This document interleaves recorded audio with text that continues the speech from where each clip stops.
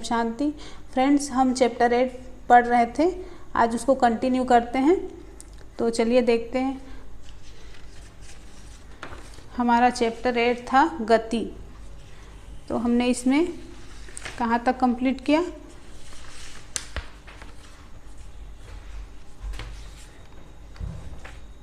Eight 8.3 हमने 8.3 तक complete कर लिया था। अब हम 8.4 गति का ग्राफी प्रदर्शन ये देखने जा रहे हैं। तो फ्रेंड्स, हम कई घटनाओं के बारे में जो उसकी मूल जानकारी है उसकी सुविधाजनक एक विधि है ग्राफ विधि, जिसके द्वारा हम किसी भी घटना को प्रदर्शित कर सकते हैं। जैसे कि एग्जाम्पल के लिए देखें कि किसी एक दिवसीय क्रिकेट है ना, क्रिकेट मैच है, उसके प्रसारण में किसी टीम के द्वारा पर ओवर में बनाए गए रनों की दर को प्रायः हम कैसे तो ऊर्ध्वाधर बार ग्राफ से दिखाते हैं, है ना। जैसा कि आपने गणित में पढ़ा है कि एक सरल रेखीय ग्राफ की सहायता से दो चर है ना, दो चर युक्त रैखिक समीकरण का हल ज्ञात किया जाता है। ओके, तो किसी वस्तु की गति को दर्शाने के लिए एक रेखीय ग्राफ की आवश्यकता होती है, और इस स्थिति में रेखा ग्राफ किसी एक भौतिक राशि पर निर्भरता को दर्शाता है, जैसे दूरी या वेग या दूसरी राशि जैसे समय। ठीक है, तो हम कोई भी ग्राफ खींचते हैं तो कैसे खींचते हैं? या तो दूरी और समय के बीच ग्राफ खींचते हैं, या फिर वेग और समय के बीच ग्राफ खींचते हैं। तो चलिए आज इसी के बारे में जानते हैं।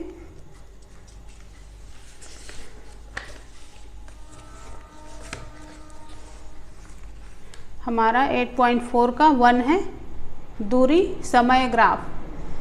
तो फ्रेंड्स, समय के साथ किसी वस्तु की स्थिति परिवर्तन को एक सुविधाजनक पैमाना अपनाकर दूरी समय ग्राफ द्वारा व्यक्त किया जा सकता है।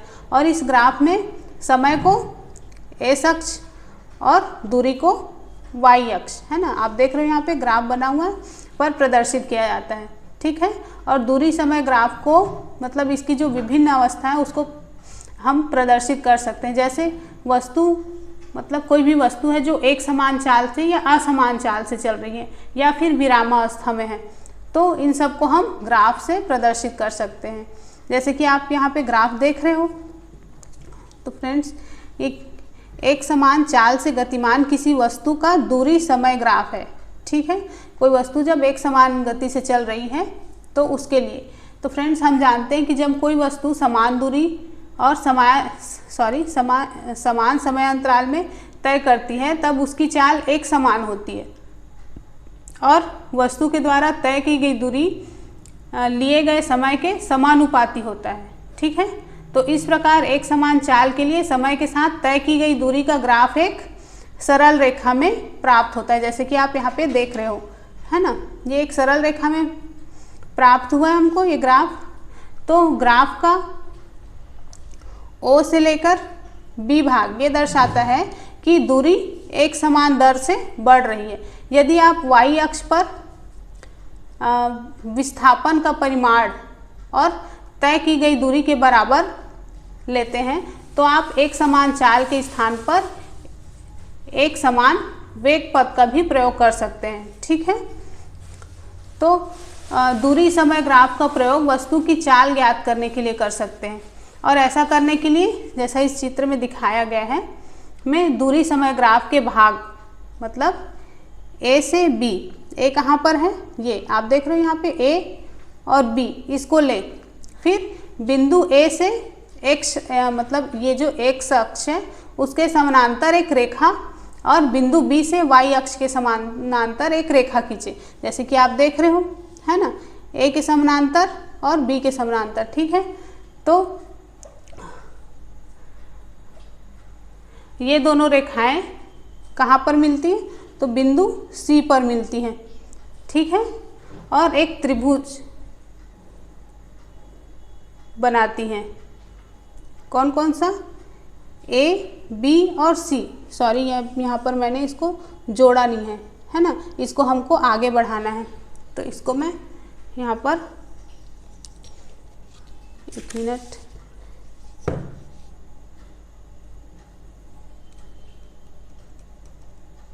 यहाँ पर हम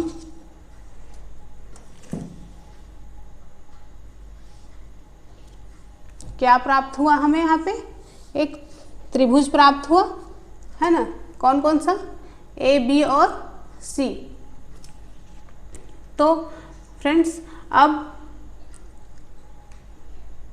ये ग्राफ पर ए और सी समयांतराल t2 माइनस t1 को बताता है। ये आप देख रहे हो t2 माइनस t1 को क्या कौन सा दर्शाता है, ये a और c, ठीक है। जबकि बी सी दूरी S1 और S2 को बताता है। ये जो B और C है ये S1 और S2 इसको दर्शाता है, ठीक है।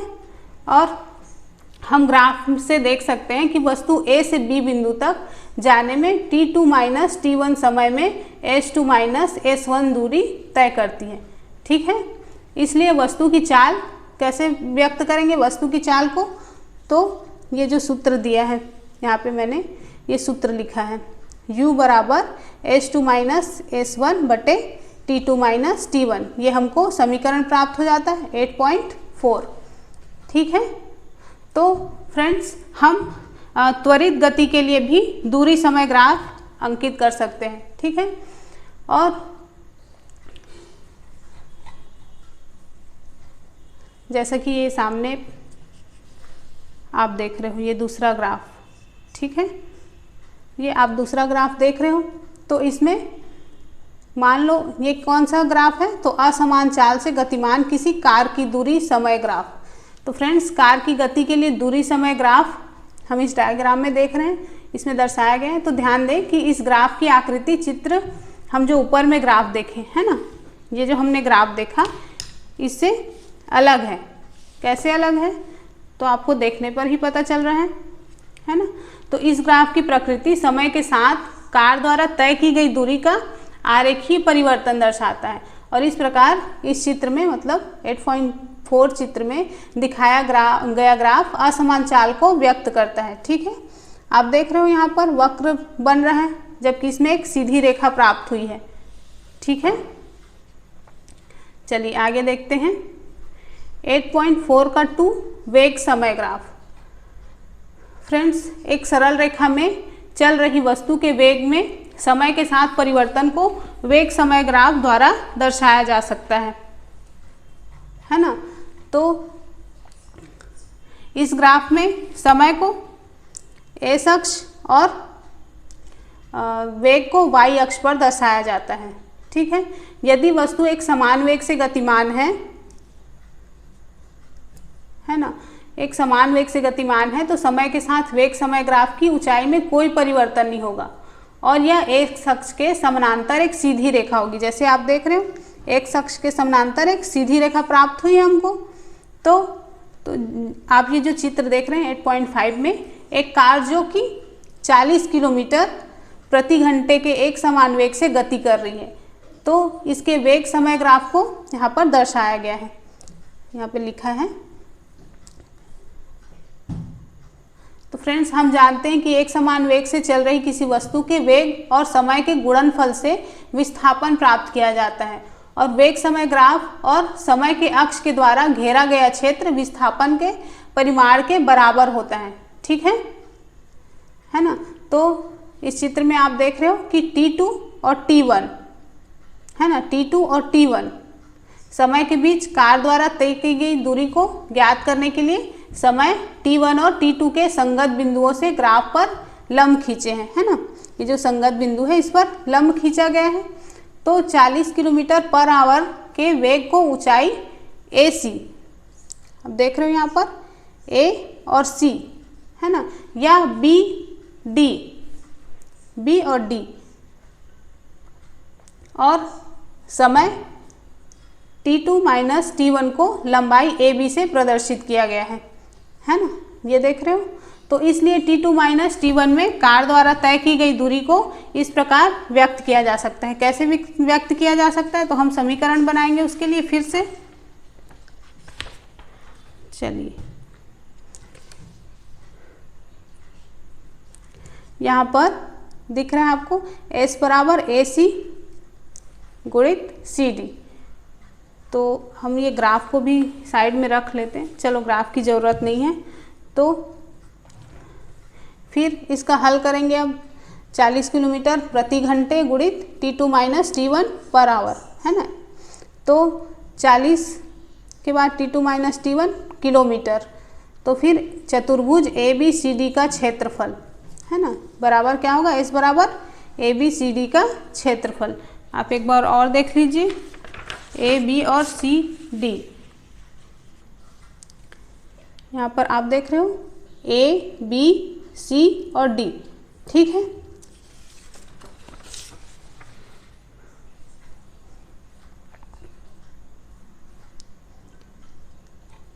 तो फ्रेंड्स, वेग समय ग्राफ के द्वारा हम एक समान रूप से त्वरित गति का अध्ययन भी कर सकते हैं। मान लें कि एक कार के इंजन को जांचने के लिए सीधे मार्ग पर चलाया जाता है। माना कि चालक के साथ में एक व्यक्ति बैठा है और व्यक्ति जो है वो प्रत्येक सेकंड के बाद कार के स्पीडोमीटर का पाठ्यांक लेता है और कार का वेग विभिन्न समय पर मीटर प्रति सेकंड व किलोमीटर प्रति सेकंड में नोट करता है, ठीक है। तो इस स्थिति में कार की गति के लिए समय वेग ग्राफ, एक ये जो नीचे मैंने ग्राफ बनाया है उसमें दिखाया गया है, ठीक है। एक समान त्वरित गति से गतिमान किसी कार का वेग समय ग्राफ, ठीक है। तो इस चित्र में मतलब इस ग्राफ में प्रदर्शित किया गया है। तो ग्राफ की प्रकृति ये बताती है कि एक समान समय अंतराल में वेग में परिवर्तन समान रूप से होता है ना, एक समय अंतराल में, समान समय अंतराल में। तो इस प्रकार सभी एक समान त्वरित गतियों के लिए वेग समय ग्राफ कैसा प्राप्त होगा, तो सीधी रेखा में प्राप्त होगा, ओके। तो आप कार के द्वारा तय की गई दूरी को वेग समय ग्राफ द्वारा प्राप्त कर सकते हैं और वेग समय ग्राफ का क्षेत्रफल दिए गए समय अंतराल में कार द्वारा तय की गई दूरी मतलब विस्थापन के परिमाण को बताता है, ठीक है। यदि कार एक समान वेग से गति करे तो ग्राफ में दर्शाए गए क्षेत्र A, B और C, D, है ना, द्वारा तय की गई दूरी को दर्शाया जाएगा। A, B और C, D कौन कौन सा, तो ये यहाँ पे B है और ये C है, A, B, C, D, ठीक है। तो चूंकि कार के वेग का परिमाण और त्वरण के कारण परिवर्तित हो रहा है ना, इसलिए कार के द्वारा तय की गई दूरी S जो है वेग समय ग्राफ में प्रदर्शित क्षेत्र A, B, C, D और E द्वारा व्यक्त की जाएगी, ठीक है। A, B, C, D और E के द्वारा, ओके। तो चलिए इसका भी एक देखते हैं इसको। S बराबर क्या है, A, B, C, D का क्षेत्रफल, मतलब A, B, C और D इसी का, इस जो चतुर्भुज है उसका क्षेत्रफल मतलब आयत का। तो आयत बराबर A, B, C, D का क्षेत्रफल प्लस त्रिभुज A, D, E का क्षेत्रफल, ये जो A, D और E है इसका क्षेत्रफल, है ना। तो क्या होगा, A, B गुणित B, C, है ना, B, C का क्षेत्रफल प्लस त्रिभुज A, D, E का क्षेत्रफल, है ना। तो A, B गुणित B, C plus 1/2 A, D गुणित D, E, ठीक है फ्रेंड्स। तो हमको ये समीकरण प्राप्त हो गया।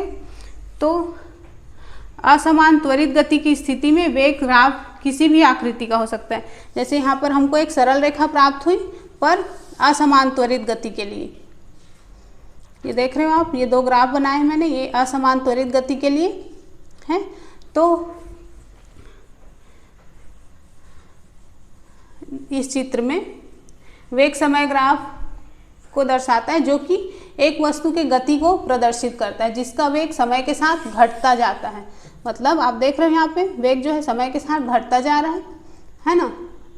जबकि इस चित्र में किसी वस्तु के वेग में असमान परिवर्तन को वेग समय ग्राफ द्वारा दर्शाया गया। आप देख रहे हो इसमें असमान परिवर्तन हो रहा है ना।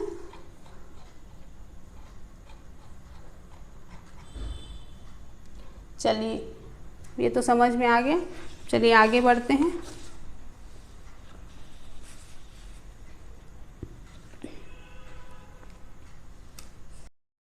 अब हम देखेंगे 8.5 ग्राफी विधि से गति के समीकरण।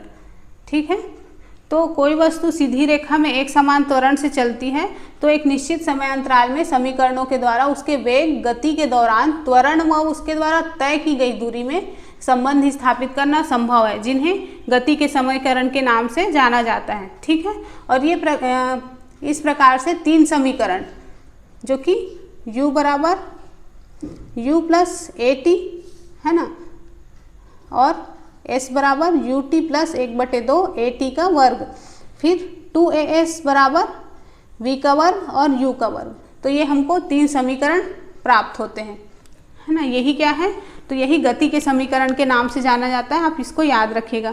तो यहाँ पर u क्या है, तो u वस्तु का प्रारंभिक वेग है जो कि t समय के लिए एक समान त्वरण a से चलती है। ठीक है, और v अंतिम वेग है, फिर t समय में वस्तु के द्वारा तय की गई दूरी s है। ठीक है, तो समीकरण 8.5 में वेग एवं समय में संबंध व्यक्त करती है। आप यहाँ पे देख रहे हो 8.5 जो समीकरण है वो वेग और समय के बीच संबंध को दर्शा रही है, और समीकरण 8.6 मतलब 8.6 तो ये समय व गति के बीच समय व स्थिति के बीच संबंध व्यक्त करती है। ये आपको समय और स्थिति के बीच संबंध है वो बता रही है। फिर समीकरण 8.7 ये क्या बता रहा है, तो ये बता रहा है कि जो वेग और स्थिति के बीच संबंध है उसको बता रहा है। ठीक है, वेग और स्थिति के बीच संबंध को बता रहा है। ठीक है, तो जिसे समीकरण 8.5, 8.6 से मतलब t को विलुप्त करके प्राप्त किया जा सकता है, और इन तीनों समीकरण को ग्राफी विधि से भी प्राप्त किया जा सकता है। ठीक है, तो चलिए देखते हैं आगे। ये तीनों समीकरण याद रखिएगा। अब 8.5 का 1 वेग समय संबंध के लिए समीकरण। तो फ्रेंड्स, कोई वस्तु जो कि एक समान त्वरण के साथ चलती है उसके वेग समय ग्राफ को लें, जैसा कि इस चित्र में दिखाया गया है ना। तो ये चित्र जो है 8.6 का जो हमने चित्र देखा है उसी के जैसे हैं, किंतु अब इसमें u बराबर 0 जुड़ा हुआ है। 8.6 मतलब कौन सा चित्र बता रही हूँ अभी,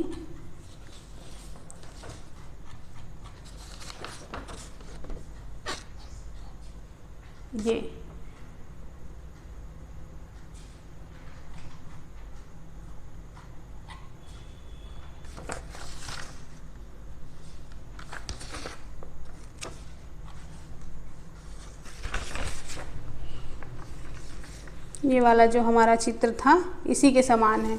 ठीक है,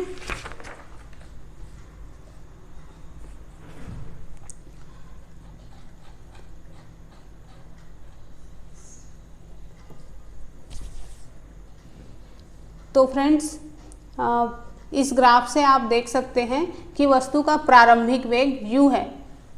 ठीक है, जो कि बिंदु A पर है ना, A पर है, और यह t समय में बढ़कर v बिंदु B पर है ना, t समय के बाद ये बिंदु B पर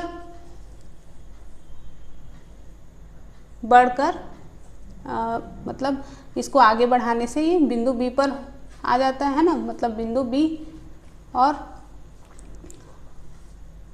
वेग एक समान दर a के साथ परिवर्तित होता है। ठीक है, तो इस चित्र में बिंदु B से 2 लंब BC, बिंदु B से 2 लंब B और C और BE, यहाँ पर B और E क्रमशः समय और वेग के अक्षों पर खींचे गए हैं। अब प्रारंभिक वेग OA के द्वारा और अंतिम वेग BC के द्वारा समय अंतराल TOC के द्वारा प्रदर्शित किया गया है। ठीक है, कौन कौन सा, प्रारंभिक वेग OA, अंतिम वेग B और C। ठीक है, समय अंतराल T, ये जो T देख रहे हो आप, और OC, ये O और C, तो इसके द्वारा प्रदर्शित किया गया है। तो यहाँ पर BD बराबर क्या है, B C minus C D, तो इसको इसमें से माइनस कर देंगे। तो समय अंतराल टी में वेग में परिवर्तन को दर्शाता है। अब ओ सी के समानांतर ए डी रेखा खींचे। ये जो ए डी रेखा है वो किसके समानांतर खींचा, ओ सी के समानांतर, ये ठीक है। तब हम ग्राफ से पाते हैं कि वेग समय ग्राफ से वस्तु के त्वरण, मतलब इस ग्राफ से हम जो सूत्र पाएंगे, प्राप्त करेंगे, वो है, आगे देखते हैं। तो बी सी बराबर B D plus D C बराबर B D plus O A. आप ये ग्राफ देखते जाइए तो आपको ये सूत्र जो है वो समझ में आएगा।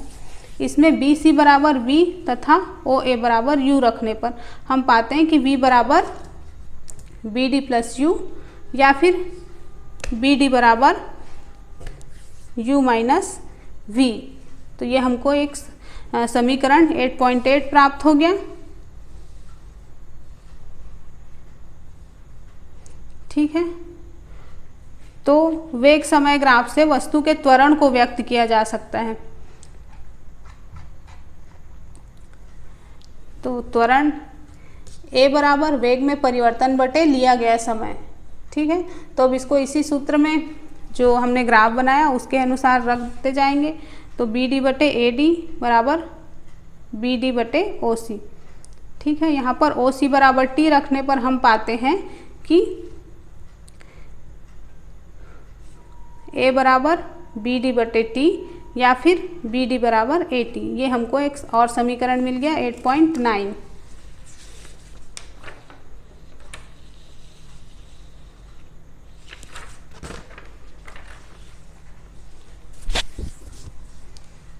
तो समीकरण 8.8 और 8.9 से हम पाते हैं u बराबर u plus A T.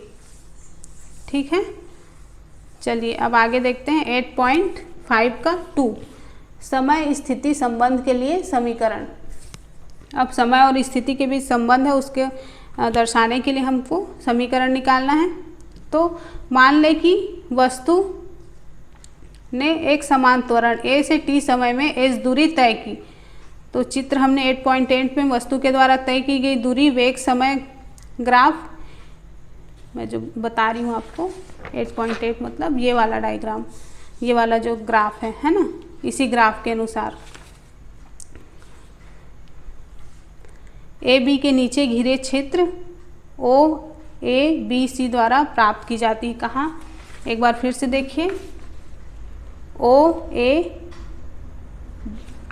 B और सी।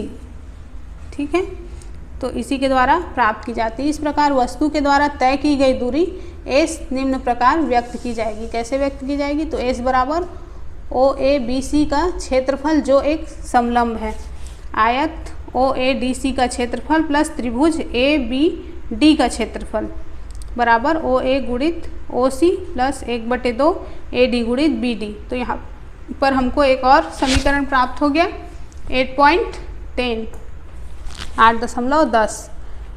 ठीक है, तो अब ओ ए बराबर यू, ओ सी बराबर ए डी बराबर टी और बी डी बराबर ए टी मान रखने पर, अब इसमें हम मान रख देंगे तो हम पाएंगे कि एस बराबर यू गुणित टी प्लस 1/2 टी गुणित ए टी। ठीक है, या फिर एस बराबर U T plus 1/2 A T का वर्ग। ठीक है,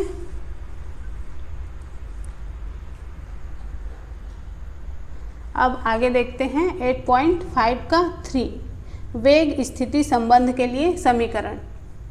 तो फ्रेंड्स, चित्र 8.8 में प्रदर्शित वेग समय ग्राफ से वस्तु के द्वारा एक समान त्वरण a से t समय में तय की गई दूरी s को ग्राफ के नीचे समलंब चतुर्भुज o a b और c द्वारा घेरे गए क्षेत्रफल द्वारा प्रदर्शित किया गया है।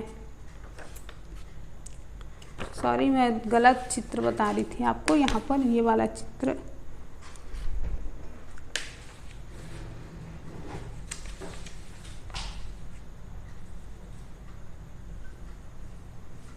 ठीक है,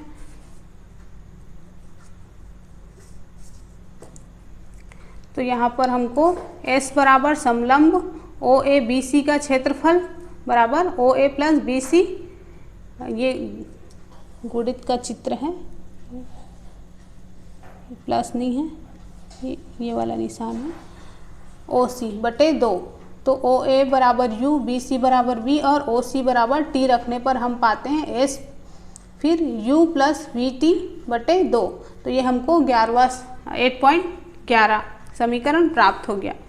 अब वेग समय संबंध समीकरण 8.6 से हम पाते हैं, जो 8.6 हमने समीकरण लिया था, ये वाला समीकरण,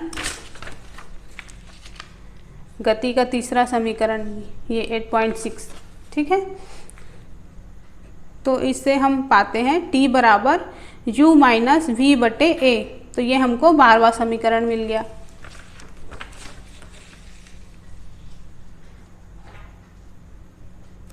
पॉइंट 11 और समीकरण 8.12 से हम पाते हैं, तो S बराबर V प्लस U और V माइनस U बटे 2A, या फिर 2AS बराबर V का वर्ग माइनस U का वर्ग, ठीक है।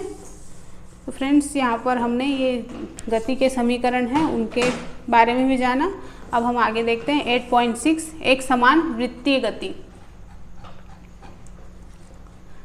तो जब वस्तु के वेग में परिवर्तन होता है तब हम कहते हैं कि वस्तु त्वरित हो रही है ना। तो वेग में यह परिवर्तन वेग के परिमाण या गति की दिशा या दोनों के कारण हो सकता है। तो क्या आप एक उदाहरण के बारे में सोच सकते हैं जिसमें एक वस्तु अपने वेग के परिमाण को नहीं बदलती परंतु अपनी गति की दिशा को बदलती है? तो मान लीजिए आप किसी बंद पथ मतलब बंद मार्ग पर एक वस्तु की गति का उदाहरण लीजिए।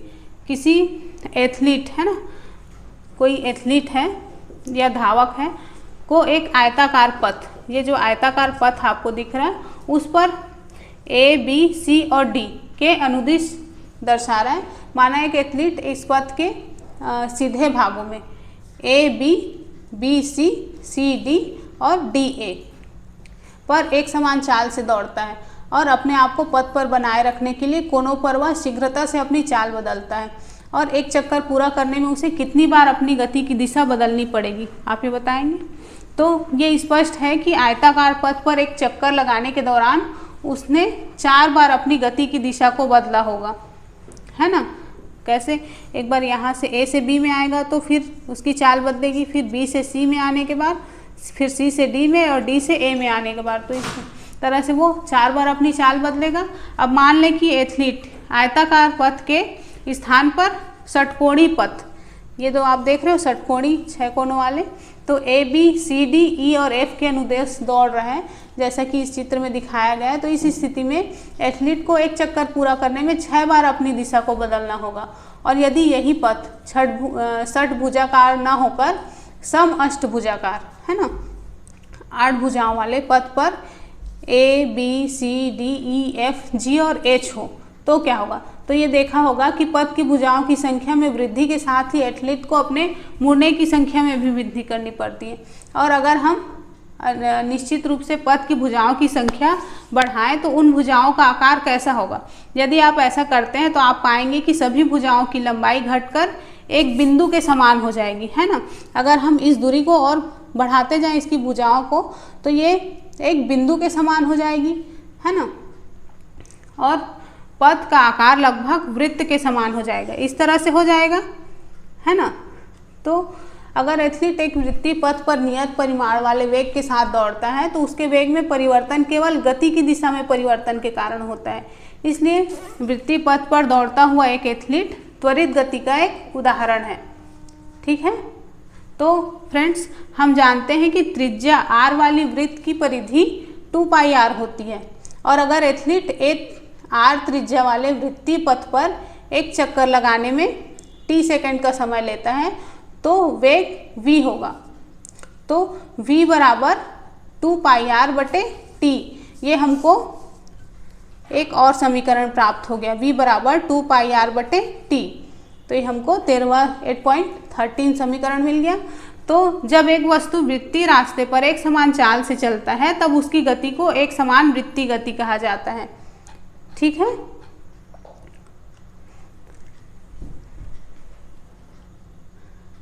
फ्रेंड्स इसी तरह जब कोई एथलीट खेल की प्रतियोगिता में एक डिस्कस या गोले को फेंकता है तो वह उसे अपने हाथ से पकड़ता है और अपने शरीर को घुमाकर उसे वृत्तीय गति प्रदान करता है और इच्छित दिशा में एक बार छूटने के बाद गोला या चक्र उसी दिशा में गति करता है जिस दिशा में वह छोड़ते समय गति कर रहा था। यह ठीक उसी प्रकार है जिस प्रकार जो हमने वृत्तीय गति के बारे में पढ़ा। तो वस्तुओं की एक समान वृत्तीय गति के बहुत से उदाहरण है, जैसे कि चंद्रमा और पृथ्वी की गति, पृथ्वी के चारों ओर वृत्तीय कक्षा में घूर्णन करता हुआ एक उपग्रह, वृत्तीय पथ पर नियत चाल से चलता हुआ, या फिर साइकिल सवार। ठीक है, तो इस तरह से बहुत से उदाहरण हैं। फ्रेंड्स यहाँ पर हमारा ये चैप्टर ख़त्म हो गया। अब कल से हम चैप्टर 9 शुरू करेंगे। तो फ्रेंड्स वीडियो अगर पसंद आता है तो लाइक, शेयर और कमेंट किया कीजिए। ओके, तो मिलते हैं नेक्स्ट वीडियो में। Bye bye.